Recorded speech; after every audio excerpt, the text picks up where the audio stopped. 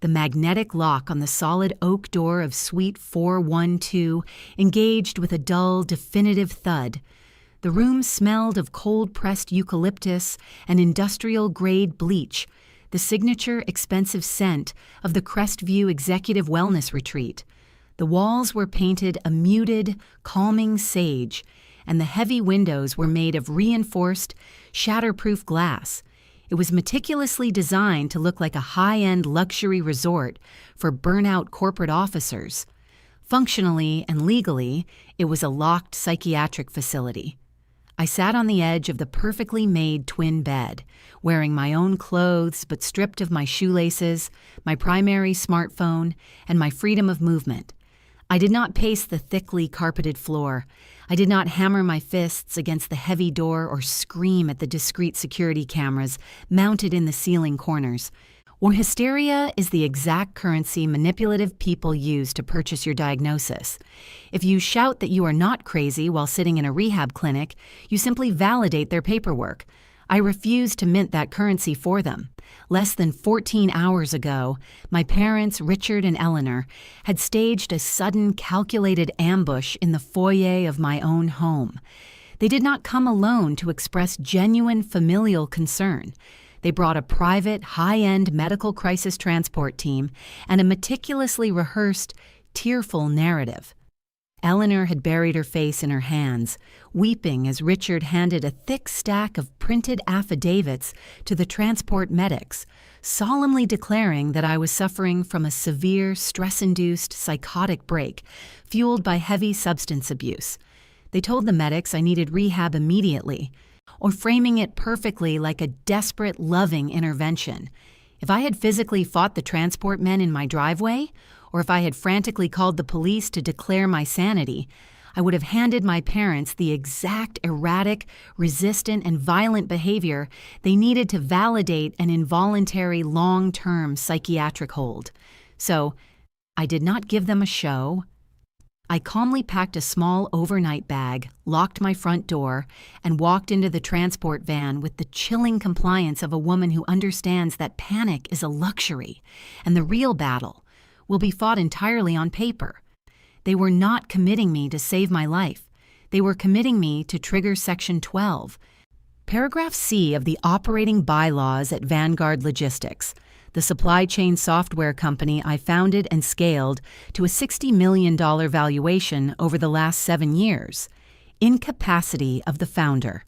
If the chief executive is medically certified as incapacitated and admitted to an inpatient care facility, emergency voting proxy, and operational control, automatically transfer to the designated familial stakeholders. At exactly 8 o'clock in the morning, a facility nurse entered my suite and handed me a monitored clinical tablet.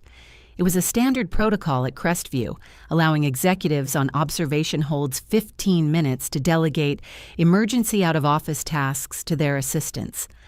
I did not check my email. I tapped the screen and navigated directly to my corporate administrative dashboard. So I typed my master password and hit enter. The screen buffered for a fraction of a second before a stark, aggressive red banner flashed violently across the display. Error 403. Master credentials revoked. Primary administrator access suspended. Emergency fiduciary proxy. Initiated Richard Sterling. My father had not wasted a single minute. While I was sleeping on a vinyl mattress behind a locked door, he and my mother had walked straight into my corporate headquarters. I opened the public-facing company portal on the tablet.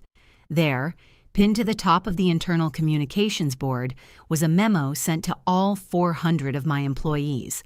Harper Sterling has been admitted to a residential facility to address severe personal health challenges. Effective immediately, Richard and Eleanor Sterling are managing the company's daily operations. They were currently sitting in my corner office, waving a medical intake hold at my human resources director and my executive board, claiming they were legally required to step in and save the enterprise while I recovered. I closed the tablet with a soft, mechanical click and handed it back to the nurse without a word. My hands were cold, but my pulse was completely steady. 20 minutes later, an orderly escorted me down a quiet, fluorescent-lit hallway into the private office of Dr. Julian Hayes, the senior attending clinical psychiatrist assigned to my evaluation. His office was lined with medical texts and heavy leather seating. He was a sharp, observant man in his late 40s, accustomed to dealing with high-net-worth individuals who either desperately needed detox or aggressively denied needing it. He sat behind his broad mahogany desk, holding a thick manila folder with my name printed on the tab, my official intake chart. He looked at me over the rim of his glasses, clearly bracing himself for the typical profile of a forced executive admission. Someone shaking, crying, or threatening a massive lawsuit. I simply crossed my legs, smoothed the fabric of my tailored trousers, and looked him dead in the eye. "Good morning, Harper," Dr. Hayes said, his tone gentle, perfectly calibrated to de-escalate. "I know the transport here last night was highly stressful. Your parents are very worried about your recent behavioral changes and your well-being. My goal today is just to establish a baseline." "Good morning, Dr. Hayes," I replied, my voice perfectly level, carrying the exact measured cadence I used during board meetings. "When I am not experiencing distress, nor am I experiencing withdrawal, paranoia, or insomnia. My resting vitals, which your nurses logged an hour ago, are flawless. My mandatory metabolic blood panel will show 0 traces of narcotics, amphetamines, or unprescribed sedatives." He paused, his silver pen hovering over his legal pad. The absolute lack of emotion or resistance in my delivery caught him entirely off guard. It is very common for high-functioning professionals to mask severe burnout or dependency. "Harper," Dr. Hayes noted carefully, studying my unblinking focus. "But your parents provided a detailed, highly concerning sworn account of your recent decline." "I'm sure it was a very dramatic performance," I said cleanly. I leaned forward just a fraction of an inch, keeping my hands resting casually in my lap. "Dr. Hayes, I am not going to waste your clinical time trying to verbally convince you that I am sane. I operate entirely on objective data. I have one simple procedural request before we proceed." He frowned slightly, the therapeutic warmth in his face shifting into a cautious, analytical stillness. "What is your request?" "I want to begin with the physical documentation," I stated. "My parents initiated this involuntary psychiatric hold. They filled out the admission narrative. Before we discuss my mental state, I need to know exactly what medical symptoms they claimed I was exhibiting. Can you read what they wrote in my intake?" Dr. Hayes hesitated. "Harper, collateral family reports are often highly emotional. Reading them immediately can trigger severe defensive reactions and impede the therapeutic process." "I assure you, I will not have an emotional reaction," I replied smoothly. "I simply need to hear their exact, written words." He evaluated my resting heart rate and my posture for 3 seconds. Then, he opened the thick manila folder and flipped to the primary intake affidavit. The initial paragraph cites severe sleep deprivation, erratic mood swings, and suspected dependency on prescription stimulants, Dr. Hayes read aloud, his tone professional and detached. "It notes that you have been increasingly hostile toward family members offering assistance. Standard boilerplate for a fabricated intervention," I noted calmly. "Please continue to the 3rd paragraph." Dr. Hayes cleared his throat and moved his eyes down the page. "The petitioners note that the patient's severe cognitive decline has resulted in an immediate inability to execute fiduciary duties, manage equity distributions, or maintain sound corporate governance," he read. His cadence suddenly slowed. His brow furrowed deeply. He read the next sentence silently to himself, and the professional, therapeutic detachment in his voice completely vanished, replaced by a sharp, sudden confusion. "Read it aloud, doctor," I prompted quietly. Dr. Hayes looked up from the paper, his eyes locking onto mine.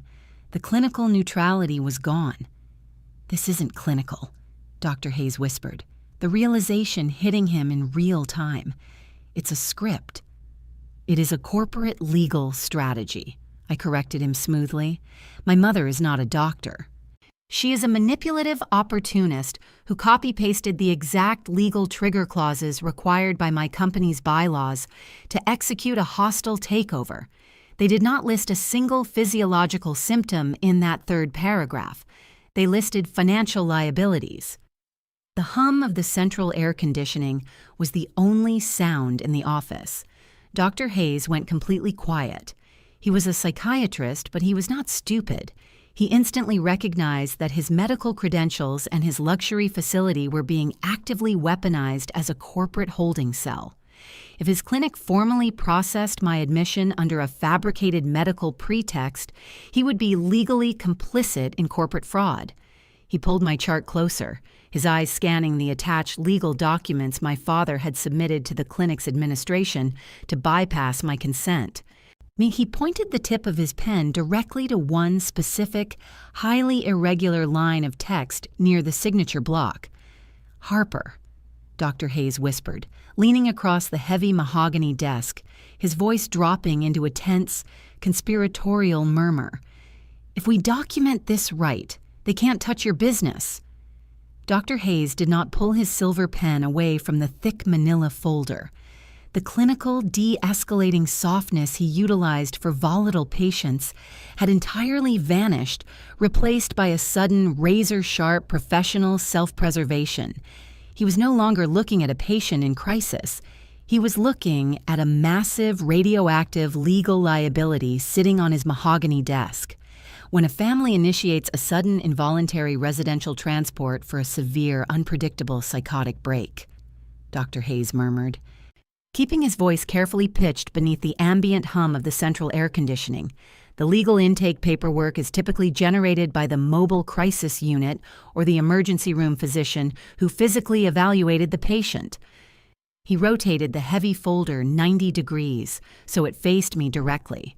But this primary medical proxy was not generated by a hospital, Harper, Dr. Hayes stated cleanly. Look at the notary's seal stamped directly next to your father's signature. I leaned forward just a fraction of an inch, my hands resting perfectly still in my lap. I did not need to squint. The raised blue ink seal was painfully clear against the heavy legal stock. Corinne Aris. Commission expires 2028, State of New York. Corinne Aris is the senior commercial escrow manager at my father's real estate holding firm, I noted smoothly, my voice as flat as a sheet of ice.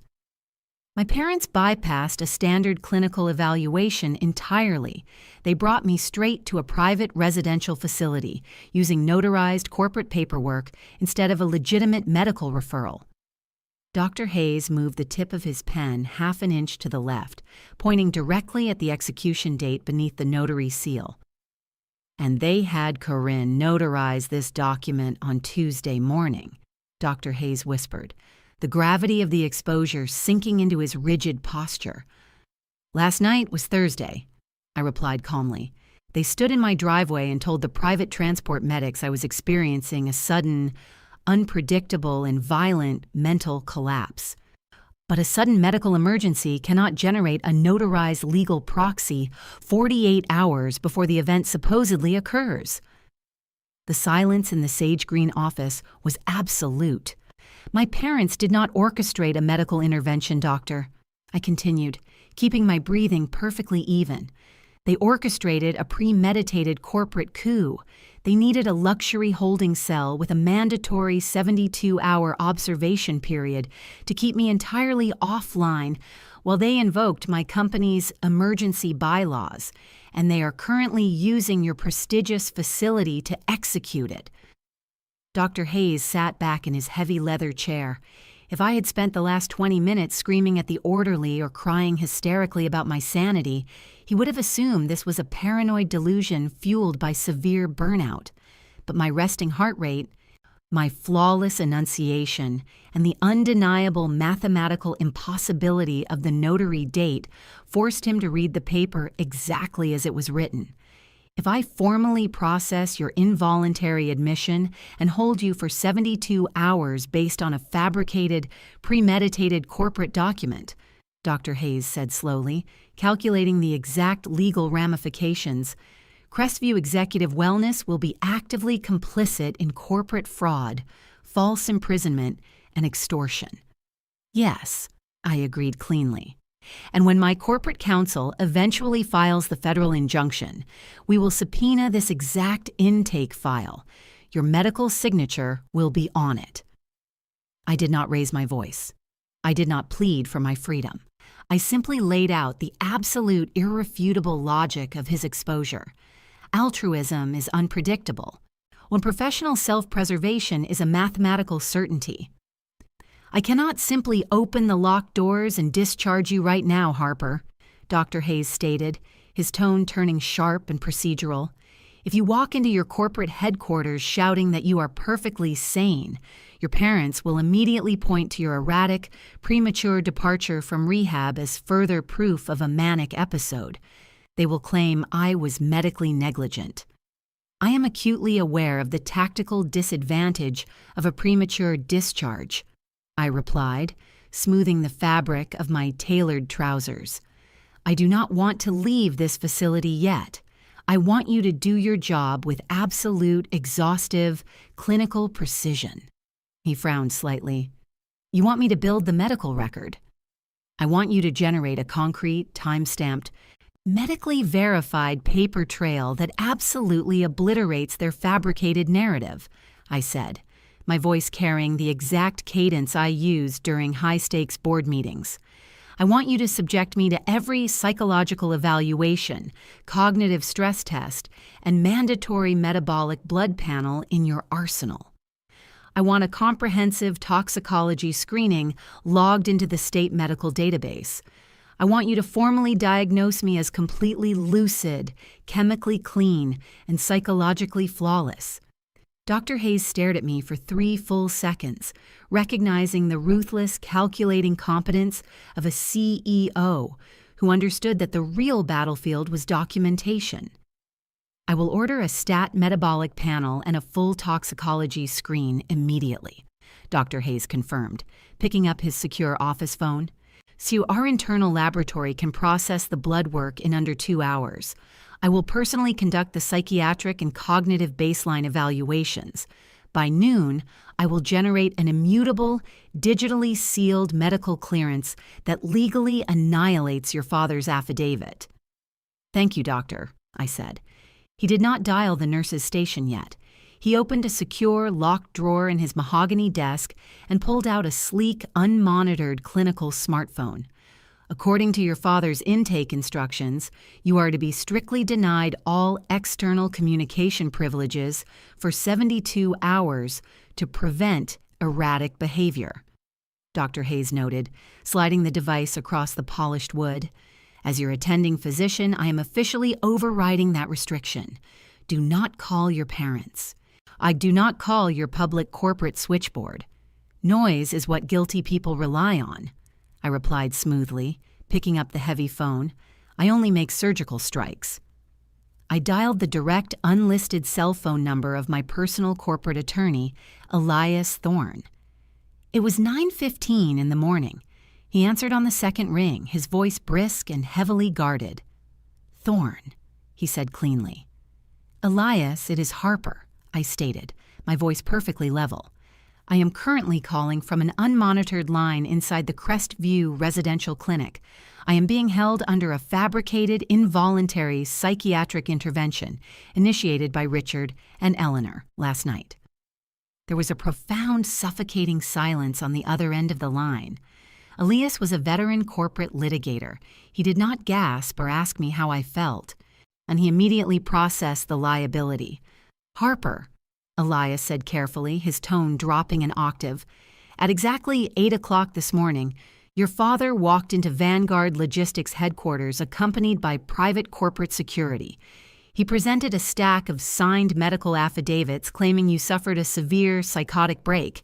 He formally revoked your primary administrator access and invoked the emergency fiduciary proxy clause.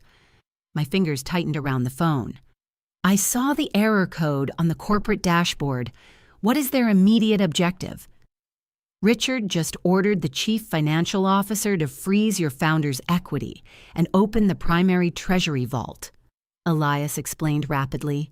He is claiming that because you are medically unfit, he must take immediate control of the capital reserves to approve upcoming vendor disbursements. The executive board is convening an emergency ratification vote in 1 hour. They cannot access the primary treasury vault without my physical biometric security token or a chancery court order, I said cleanly. A temporary medical proxy is not sufficient to liquidate corporate capital. That is why I am terrified, Harper, Elias whispered, the tension in his voice escalating sharply. Richard isn't using the medical proxy for the bank. He just emailed a high-priority legal packet to our primary corporate lender. He attached a document titled Voluntary Relinquishment of Corporate Duties. It states that you willingly surrendered your voting shares and treasury access to him due to immense personal distress. I did not sign any such document, I stated, my posture going completely rigid in the leather chair. The bank thinks you did, Elias replied, his breath catching in his throat, because the document has your exact verified digital biometric signature stamped at the bottom of the page, and Harper, it is time-stamped at exactly 11:15 last night. The air in Dr. Hayes' office seemed to freeze entirely. 11:15 last night. That was the exact moment I was standing in my dark driveway surrounded by the private medical transport team. When the lead medic had handed me an illuminated digital tablet and told me I was legally required to sign a standard consent for transport and liability waiver before stepping into the van. My parents had not just orchestrated a fake intervention. They had hijacked the medical transport company's digital intake software. They captured my biometric signature under the false pretense of a routine medical waiver and instantly ported the data onto a fraudulent corporate surrender document. And now, that stolen signature was sitting in the inbox of my primary corporate lender, ticking like a financial time bomb. That is my digital biometric signature, I stated into the unmonitored smartphone, my voice completely devoid of panic. But I did not sign a corporate relinquishment. Elias Thorne's sharp exhale echoed over the secure line. He was a veteran corporate litigator, but the sheer premeditated audacity of the fraud briefly paralyzed his analytical pacing. They weaponized the private medical transport process, I explained, mapping the exact architecture of their digital heist. When the medics had me in my driveway last night, the lead EMT handed me an illuminated tablet. He stated I was legally required to sign a standard consent and liability waiver. I signed it at exactly 11:15. My parents hijacked that digital intake software, harvested the biometric signature, and instantly ported it onto their fraudulent corporate document.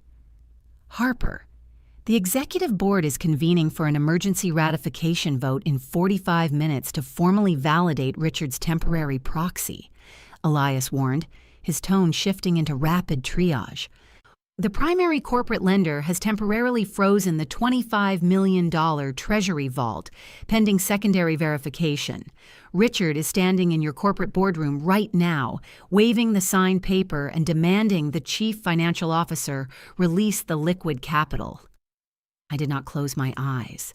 The cold, sterile air of Dr. Hayes' psychiatric office felt suddenly sharp and clear. They intend to wire the Treasury immediately, I noted smoothly. If they move $25 million into offshore holding accounts before I am legally discharged from this facility, the funds are virtually unrecoverable.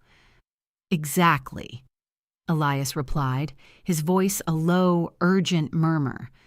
They needed you locked behind a solid oak door without communication privileges for 72 hours so they could claim you voluntarily stepped down due to a catastrophic psychotic break. I looked across the mahogany desk. Dr. Hayes was watching me with absolute focus. The clinical neutrality was gone, replaced by the rigid posture of a medical professional staring at a radioactive legal liability. "Elias," I said cleanly, "I want you to open the digital file of the voluntary relinquishment document Richard just submitted to the corporate lender." I heard the rapid clicking of a mechanical keyboard. "I have the PDF open," Elias confirmed. "Read the execution block directly above my stolen signature," I instructed. "Where does Richard claim that document was legally executed, witnessed, and notarized?" The execution block states the document was signed and formally notarized in Richard's commercial real estate firm in downtown Manhattan. Elias read aloud. "The notary stamp belongs to Corinne Aries." "Perfect," I said smoothly. "Now, Elias, open the digital metadata file attached to the biometric signature itself. I need the exact global positioning system coordinates captured by the tablet at the moment of signing." The silence on the secure line was profound. Elias instantly recognized the trap. "Harper," Elias whispered, the realization hitting him. "The GPS coordinates embedded in the signature file pinpoint the device exactly to your residential driveway. It is a geographic impossibility. You cannot legally execute a document in a commercial office in Manhattan when the digital signature proves you were physically standing in the suburbs interacting with medical personnel. My parents were too arrogant to alter the boilerplate legal text of their forged corporate document," I stated cleanly. "But we are not finished. Dr. Hayes?" The senior psychiatrist stiffened slightly. "Yes, Harper." "Does the private medical transport team log physiological metrics during an involuntary transfer?" I asked. Dr. Hayes frowned, his analytical focus sharpening. "Yes, protocol dictates they attach a Bluetooth biometric vitals monitor to your wrist. It logs your heart rate and blood pressure into our secure server. Please pull the transport logs for exactly 11:15 last night," I prompted quietly. "The exact second I signed that tablet." Dr. Hayes pulled my thick manila chart closer. "At exactly 11:15 last night," Dr. Hayes read aloud, "your resting heart rate was 62 beats per minute. Your blood pressure was 110/70. Your physiological state was absolute flawless baseline." I turned my attention back to the smartphone. "Elias, are you listening to this?" "I am listening, Harper," Elias breathed, his professional composure replaced by ruthless legal energy. "The medical data mathematically annihilates their entire narrative. My parents submitted a sworn affidavit claiming I surrendered my company because I was suffering a violent, stress-induced psychotic break," I explained, the ice in my voice thickening. "If I was in the middle of a catastrophic mental collapse, my resting heart rate at 11:15 last night would be massively elevated and erratic, but the medical data proves I was entirely calm, lucid, and physiologically perfect. It is irrefutable proof of biometric forgery and federal wire fraud," Elias confirmed. "Draft an immediate priority escalation email to the fraud division of our primary corporate lender," I ordered. "Attach the metadata file proving the GPS discrepancy. Attach the raw, time-stamped medical transport vitals, and carbon copy the Federal Financial Crimes Task Force. Do not warn Richard. Let him dig his own grave." "I am sending the escalation packet right now," Elias confirmed, his keyboard clattering violently. "Once the bank sees the irrefutable data, they will lock down Vanguard Logistics and flag Richard for extortion." "Executed," I said cleanly. Now I hung up the phone and pushed it back across the desk. I smoothed the fabric of my tailored trousers and crossed my legs. "Dr. Hayes," I said softly, the silence heavy and absolute, "I am ready for my blood panel and cognitive evaluation. We have a board meeting to attend." Dr. Hayes did not waste a single second. He pressed the intercom button on his desk. "Nurse Evans," Dr. Hayes ordered, his voice echoing with sharp authority. "Bring a stat metabolic panel kit, a comprehensive toxicology screening array, and a mobile cognitive assessment terminal to my office immediately. Page the internal laboratory director for priority processing. This is a code red diagnostic escalation." For the next 90 minutes, I did not act like a terrified psychiatric patient. I acted like a CEO, executing a hostile audit of my own medical file. And I sat perfectly still under the harsh fluorescent lights as the phlebotomist drew 3 vials of blood. I answered Dr. Hayes's cognitive stress tests with rapid, unblinking accuracy, reciting complex logistical algorithms without a single hesitation. I gave them absolutely nothing to diagnose except ruthless competence. At 10:45 in the morning, Dr. Hayes sat back down behind his dual monitors. He tapped his spacebar. The screen refreshed, displaying a dense grid of green verification checkmarks. Toxicology screen is absolutely negative for all narcotics, amphetamines, and unprescribed sedatives. Dr. Hayes read aloud. Metabolic panel is flawless. Cognitive stress tests demonstrate peak executive function. There is 0 clinical evidence to support a single claim written in your parent's intervention affidavit. He typed his master physician credentials into the state medical database and digitally signed the comprehensive clearance report. He hit print, and the heavy industrial laser printer hummed to life. "Harper," Dr. Hayes said, handing me the crisp, warm paper. "You are officially, medically, and legally sane. You are discharged." I took the paper, unzipped my overnight bag, and pulled out my tailored corporate blazer. I slipped it on, the transformation from captive patient to apex predator complete. Dr. Hayes did not offer me a patronizing smile or a gentle therapeutic platitude. He understood precisely what was about to happen. He reached across his heavy mahogany desk and pushed my personal effects toward me. "Were your communication devices, your corporate key card, and your physical identification, Harper," Dr. Hayes said, his tone strictly procedural. "I have officially discharged you from Crestview Executive Wellness against the explicit instructions of your familial proxy. You are medically, physiologically, and legally cleared. I've also forwarded a digitally sealed copy of your toxicology and cognitive baseline reports directly to your attorney's secure server." I took my belongings and placed them into my overnight bag. I did not pause to express emotional gratitude. I simply nodded once, folded the immutable, time-stamped medical clearance, and slid it into the inner pocket of my tailored corporate blazer. He had not saved me out of altruistic kindness. He had saved his own medical license from a catastrophic federal subpoena. And that was exactly the clinical transaction I needed. The walk down the quiet, fluorescent-lit hallway felt radically different than the walk in. The oppressive institutional weight of the locked psychiatric wing vanished entirely, replaced by the lethal, mathematical focus of a counter-offensive strike. When I reached the pristine, marble-floored lobby, the heavy glass double doors slid open, and I walked into the crisp, bright, mid-morning air. Elias Thorne's sleek black executive town car was idling silently by the polished stone fountain in the circular driveway. Elias stood by the open rear passenger door, his suit immaculate, holding a locked leather briefcase and a secondary tablet displaying real-time corporate telemetry.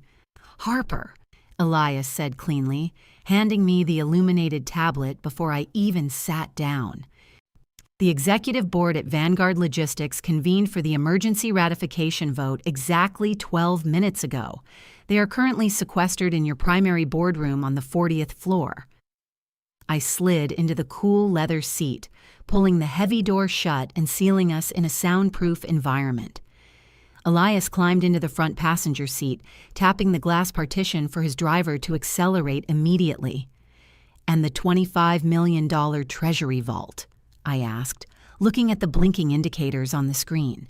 The primary corporate lender placed a hard, multi-institution freeze on the capital reserves precisely 90 seconds after I uploaded your biometric discrepancies and the transport GPS coordinates to their fraud division, Elias murmured, his tone dark and clinical as the wealthy suburban estates blurred past the tinted window.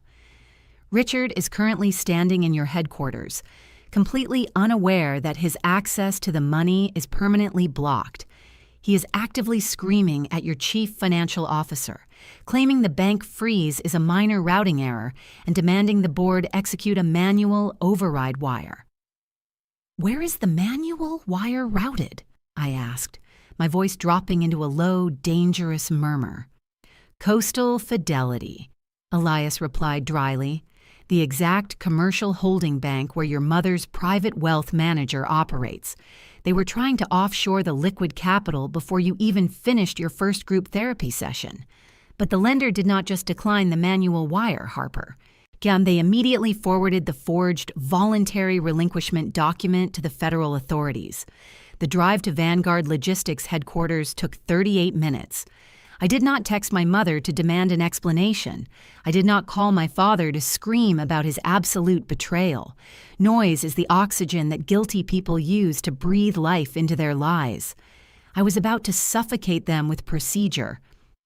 When the black town car pulled up to the soaring glass and steel facade of my corporate building, I saw Richard's heavy luxury sedan parked arrogantly in my reserved CEO space. I stepped out of the vehicle, smoothing the lapels of my tailored blazer. I did not pause. I walked straight toward the heavy glass revolving doors, flanked closely by Elias. A massive, the thick-necked security guard in a dark suit stepped immediately into my path, holding up a heavy, calloused hand. "Ma'am, the executive floor is entirely locked down for a priority board meeting. Richard Sterling has ordered strict access control." I did not argue with a mercenary. I simply looked at Elias. Elias stepped forward, pulling a heavy, stamped document from his briefcase. "This is a federal injunction, signed 20 minutes ago by a district judge, mandating the immediate suspension of Richard Sterling's emergency proxy due to active financial fraud," Elias said cleanly, shoving the paper against the guard's chest. "If you do not step aside immediately, you will be arrested for actively obstructing a federal investigation." The guard looked at the heavy legal seal, then at my completely unblinking, terrifyingly calm expression. Swore he was paid to be intimidating, not to face federal prison. He stepped back silently, allowing the glass turnstile to click open. I walked across the vast, echoing lobby of my own company. Employees stopped mid-stride, dropping their coffee cups or freezing at their desks, staring in absolute paralyzed shock as the CEO, who was supposedly suffering a catastrophic, unpredictable psychotic break, strode past them with flawless, lethal composure. I stepped into the private executive elevator. The ride to the 40th floor took precisely 14 seconds. The heavy elevator doors parted with a soft ping. I stepped out onto the thick, noise-canceling carpet of the executive suite.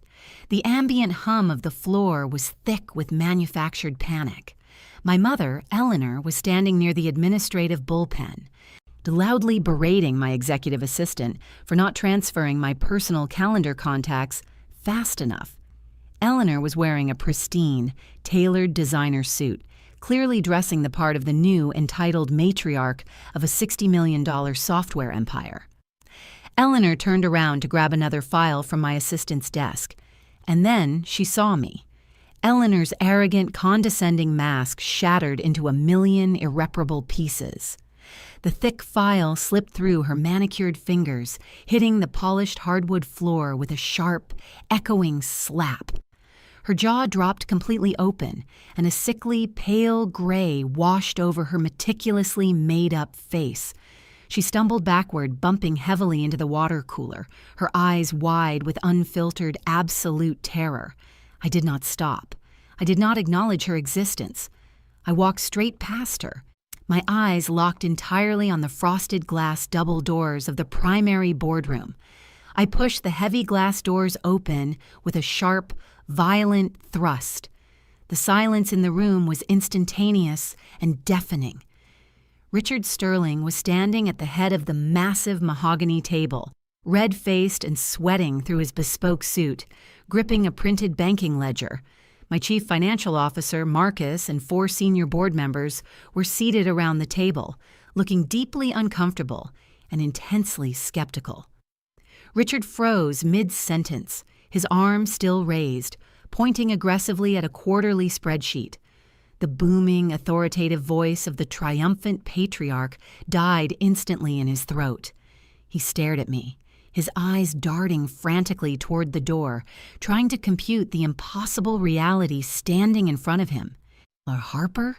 Richard stammered, his voice suddenly high, thin, and entirely stripped of power. What are you doing here? You are supposed to be under a mandatory 72-hour psychiatric observation hold. You are violently unwell." I walked directly to the head of the table, stopping exactly 2 feet away from him. I did not raise my voice. I did not scream or cry. "I am not unwell, Richard," I stated cleanly, my voice slicing through the thick, terrified silence of the boardroom like a scalpel. "I am simply out of patience." I reached into the inner pocket of my tailored blazer and pulled out the crisp, white document Dr. Hayes had printed exactly 40 minutes ago. I dropped it flat onto the center of the mahogany table, directly over his forged medical affidavits. This is a legally binding, time-stamped medical clearance, are personally verified by the senior attending clinical psychiatrist at Crestview Wellness less than an hour ago, I announced, looking directly at my chief financial officer, ignoring my father entirely.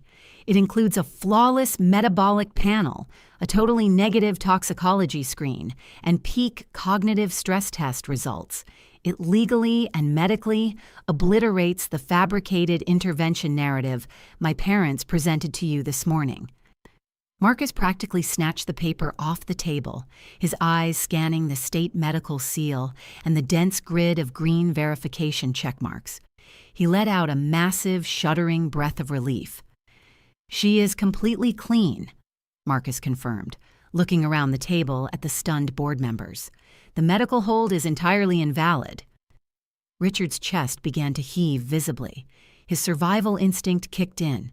And he immediately tried to pivot his narrative, desperately trying to salvage his corporate coup through sheer volume and intimidation.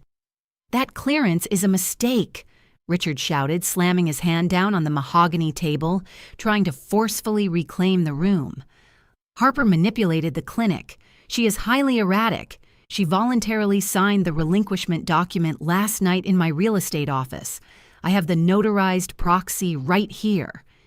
He grabbed the heavy legal stock bearing his forged notary seal and shoved it toward the board members. "She surrendered the company to me. You have to ratify the Treasury transfer." I did not blink. I crossed my arms and tilted my head slightly. "I did not sign that document in your office, Richard," I replied, my voice dropping into a cold, lethal whisper that carried across the entire room. "When I signed a medical transport consent waiver in my driveway at exactly 11:15 last night. You digitally harvested my biometric signature and illegally ported it onto that corporate proxy." Richard's face flushed a violent dark red. "You cannot prove that," he hissed, his panic spiraling into raw desperation. "My notary officially stamped it." "Corinne Eris committed federal notary fraud," I corrected smoothly, gesturing for Elias to place the digital metadata printouts on the table. "Because the digital metadata embedded in the signature file you just emailed to our primary corporate lender contains the exact global positioning system coordinates of the tablet. The GPS proves I was physically standing in the suburbs interacting with medical personnel, not sitting in your Manhattan office." Richard stopped breathing entirely. The heavy legal document slipped from his hand, fluttering uselessly to the floor. The arrogant, bulldozing architect of my destruction vanished into thin air, replaced instantly by a man realizing he had just anchored a federal felony to a verifiable digital footprint. "And Richard?" I added, my voice devoid of any familial warmth. A sudden, violent, psychotic break would elevate my resting heart rate significantly. But the transport medics logged my vitals via a Bluetooth monitor the exact second I signed that waiver. My heart rate was 62 beats per minute. I was biologically flawless. Your entire narrative is a mathematical impossibility. Eleanor appeared in the doorway of the boardroom, her face completely slick with cold sweat, her hands trembling violently. "Richard," she whispered, her voice cracking into a high-pitched sob. "Richard, there are men downstairs. They are wearing tactical vests." The words "tactical vests" hung in the pressurized, soundproofed air of the Vanguard Logistics boardroom, like a physical detonation. The ambient, polite hum of the corporate executive suite seemed to vanish entirely. The 4 senior board members seated around the massive mahogany table slowly lowered their hands from their laptops, exchanging wide-eyed, silent glances before quietly pushing their heavy leather chairs back from the polished surface. My chief financial officer, Marcus, did not say a single word. He simply folded the verified medical clearance I had handed him and stepped deliberately away from Richard Sterling. Richard's face underwent a catastrophic, irreversible transformation, and the calculating patriarch who had just attempted to extort $25 million from his own daughter completely evaporated. He looked at the heavy, frosted glass doors, then at Eleanor trembling in the threshold, and finally at Elias Thorne's perfectly neutral, unforgiving expression. "Elias, you need to call the primary lender immediately," Richard stammered, his voice cracking, entirely stripped of its usual booming boardroom authority. "You need to call Coastal Fidelity right now and tell them this was a massive miscommunication. Tell them the primary founder is present and the legal proxy was submitted in error." "I am the general counsel for Vanguard Logistics, Richard," Elias replied, his voice a flat, uncompromising line of fiduciary protocol. "I do not work for your real estate holding firm. And I cannot call off a federal response for a Class 2 felony committed against this corporation. The bank has already locked the forged, voluntary relinquishment document inside their fraud queue, and I have secured the digital metadata proving your biometric forgery. The timeline is completely out of my hands." Eleanor let out a sharp, ragged gasp, her meticulously crafted persona of the patient, long-suffering mother shattered into a million irreparable pieces. She stumbled backward, her designer heels catching awkwardly on the thick corporate carpet until she collided heavily with the glass wall. "Richard, do something," Eleanor hissed, her voice vibrating with raw, unfiltered panic. She grabbed his arm, her manicured nails digging fiercely into the expensive fabric of his tailored suit. "Tell them to delete the corporate application file. We did not actually take the treasury wire. The money is still in the company vault. It is a victimless mistake." "A victimless mistake?" I repeated, my voice slicing through her rising hysteria with surgical precision. "You intercepted my physical freedom to fund an offshore account. You fabricated a medical emergency to lock me inside a psychiatric facility. You conspired with your employee to commit federal notary fraud, and you attempted to liquidate my primary corporate treasury. The fact that the banking system caught you does not mean you are innocent, Eleanor. It simply means you are mathematically incompetent." Richard forcefully pulled his arm out of Eleanor's frantic grip. His chest was heaving, his heavy silver watch catching the harsh fluorescent light as his hands began to shake uncontrollably. He looked toward the exit again, his eyes darting wildly as he calculated his rapidly diminishing odds of escape.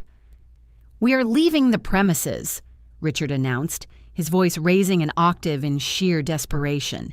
He grabbed Eleanor by the elbow and gestured wildly at the boardroom doors. We are walking out of this building right now. They cannot legally hold us here without a formal warrant."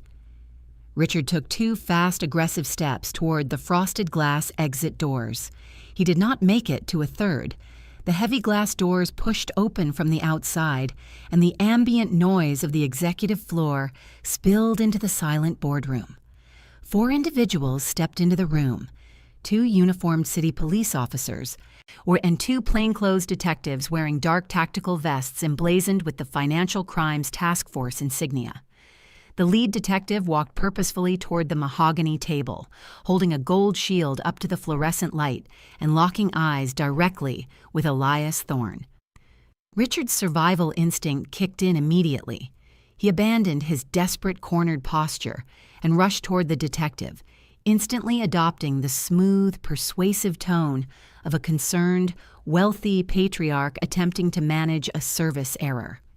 "Detective, thank goodness you have arrived," Richard said, his hands raised in a gesture of practiced diplomacy, forcing a tight, anxious smile. "This is a terrible, escalating family misunderstanding. My daughter, Harper, has been dealing with severe psychiatric distress. When we merely secured a temporary medical proxy to ensure her corporate assets are protected while she seeks inpatient treatment. She is paranoid and lashing out at her mother and me." The detective did not shake Richard's extended hand. He did not even look at him. He looked directly at Elias.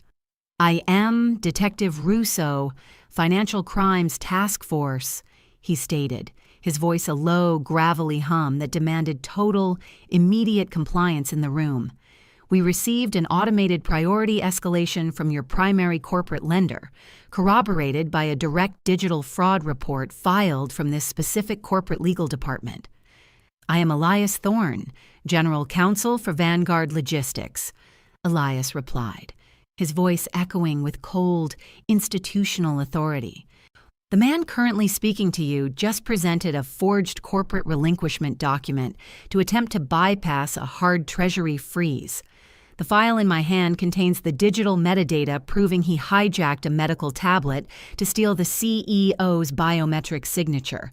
Furthermore, he just used the forged legal proxy to attempt a $25 million capital liquidation." Richard's mouth opened, but the smooth, diplomatic words died in his throat. A sickly, pale gray washed over his face. I stepped forward. I did not raise my voice to compete with my father's lies. I simply tapped the crisp medical clearance resting on the mahogany table. "My name is Harper," I said calmly. "The medical proxy my father submitted claims I am suffering a catastrophic psychotic break. On this document is a time-stamped medical clearance from the senior attending psychiatrist at Crestview Wellness, printed exactly 45 minutes ago, proving I am biologically and cognitively flawless. My parents forged a medical crisis to execute a corporate coup." Detective Russo looked down at the medical ink. He looked at the digital metadata file. He did not need a tearful confession or a dramatic breakdown. He had a mathematical, biological impossibility. He turned his attention back to Richard. "Sir," the detective said, his tone devoid of any sympathy, "a family dispute is an argument over a holiday dinner. A notarized biometric forgery used to attempt a $25 million corporate liquidation across state lines is a Class II federal felony." Eleanor let out a piercing, breathless gasp.